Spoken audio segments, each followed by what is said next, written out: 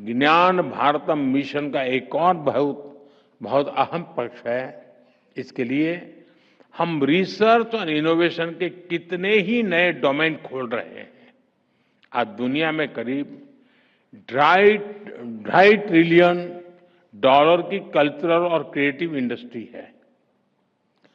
Digitise manuscript in industry की value chains को feed करेगी। ये करोड़ों मैन्यूस्क्रिप्ट इनमें छिपी प्राचीन जानकारी एक बहुत बड़ी डेटा बैंक का भी काम करेगी। इनसे डेटा ड्रिवन इनोवेशन को नया बुश मिलेगा। टेक फील्ड में के युवाओं को उनके लिए इसमें नए अवसर बनेंगे। जैसे जैसे मैन्यूस्क्रिप्ट का डिजिटाइजेशन होगा, एकेडमिक रिसर्च के लिए नई संभावनाएं बनेगी।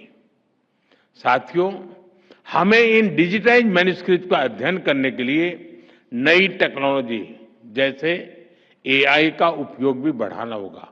मैं इस बात से सहमत हूं जब यहां प्रेजेंटेशन में कहा गया कि भाई टैलेंट को या ह्यूमन रिसोर्स को एआई रिप्लेस नहीं कर सकती है, और हम भी चाहते हैं कि रिप्लेस न करे।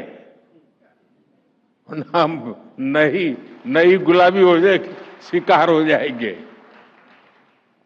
वो एक सपोर्ट सिस्टम है, हमें मजबूती देती है, हमारी ताकत को बढ़ावा देती है, हमारी गति को बढ़ावा देती है। एक एआई की मदद से इन प्राचीन पांडुलिपियों को अगर गहराई से समझा जा सकता है और उनका विश्लेषण भी किया जा सकता है। अब देखिए, वैदिक मैथमेटिक्स सारे ग्रंथ अवेलेबल नहीं है। जो है, अगर एआई के माध्यम से हम कोशिश करें तो संभव है कि कई नए सूत्रों की संभावना है खोजने की। हम खोज सकते हैं। इन मैन्यूस्क्रिप्ट में मौजूद ज्ञान को दुनिया के सामने कैसा लाया जाए, इसमें भी एआई की मदद ली जा सकती। दूसरी एक समस्या है कि हमारे मैन्यूस्क्रिप्ट बिखरे पड़े हैं और अलग अलग कालखंड में अलग अलग प्रकार से प्रस्तुत किए गए हैं।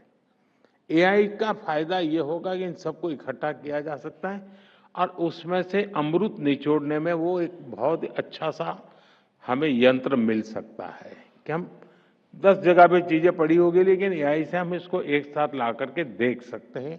हम उसका अर्थ हो सकता है, जैसे प्रारंभ में ही प्रेजेंटेशन में आया कि एक ही प्रकार के शब्दों का कई उपयोग है। हो सकता है कि उनको एक बार चलिए 100 क्वेश्चन बन जाएंगे तो सॉल्व करना। आज लाखों क्वेश्चन में हम उलझे पड़े हैं, 100 तक तो ले आएंगे। हो सकता है फिर हमारा मानव शक्ति जुड़ जाएगी तो उसका परिणाम ले आएगी। लेकिन ऐसी कई कठिनाइयां भी हैं, लेकिन रास्ते भी हैं। साथियों, मैं देश के सभी युवाओं से आह्वान करता हूं, आप आगे आकर इस अभियान से जुड़िए। और मुझे अभी बता रहे थे मंत्री जी की कल से आज तक जो लोग काम इसमें हिस्सा ले रहे हैं, 70% लोग युवा हैं।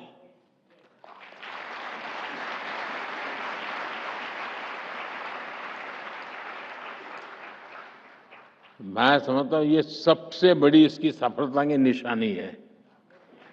अगर युवाओं ने उसमें रुचि लेना शुरू किया तो ये मैं पक्का मानता हूं कि हम बहुत तेजी से सफल होकर रहेंगे। हम कैसे टेक्नोलॉजी के जरिए अतीत को एक्सप्लोर कर सकते हैं, हम कैसे इस ज्ञान को एविडेंस बेस्ड पैरामीटर्स पर मानवता के लिए सुलभ बना सकते हैं, हमें इस दिशा में प्रयास करना चाहिए। हमारी यूनिवर्सिटीज को, हमारे इंस्टीट्यूट्स को भी इसके लिए नए इनिशिएटिव लेने चाहिए।